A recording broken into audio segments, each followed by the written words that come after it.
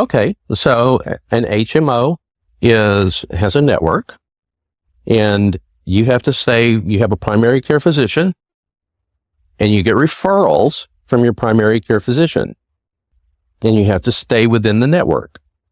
If you go outside of the network, then you're on your own. They're not going to cover it. Okay, PPO also has a network, and you get the best deals if you're staying inside of the PPO's network. But you have the flexibility of going outside of the network, and you don't have to have a referral from your primary care physician. I would line them up for you. Oh my God. Yeah, I would line them up for you side by side, and then you could decide then whether you want to do an HMO or a PPO. And if you decide you want to do an HMO this year and do a PPO next year, or you want to do a PPO this year and an HMO next year, we can change it. Right. It's not going to cost you any more in premiums. It is. That's the reason why this is why they do PPOs. And Go there for fun, right? what you got to know though is that if you do the PPO thing, that your co-payments are going to cost you a little bit more. You know, instead of, let's just make up some numbers here. Instead of being $20, they might be $30. Okay, so it's going to cost you a little bit more. If you go outside of the network, then you're going to pay a lot more outside of the network. Yeah. Mr. Howard. Yeah. What I want you to know is over here, you're going to get a lot of extra benefits. You got dental, vision, and hearing is usually bundled in with these plans. They're not always the greatest plans ever.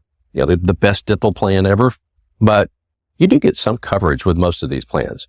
Your prescription drug coverage gets bundled in most of these plans, so you don't have to go get a separate prescription drug plan. And if we need to change that, we change that. Now, while this has a zero premium, you're going to pay these out-of-pocket costs as you use it. And I'll give you a scenario because that stuff kind of adds up over time. Let's say I've got an earache, and my wife says, "You know, you ought to go get that checked out." I'll say, "Okay." Go to my primary care physician. It's going to be $20. It's never that simple. So I go to my primary care physician, and he says, "You know, I don't see anything, but an earache could be a sign of a tumor. So I'd like for you to go see this specialist over here.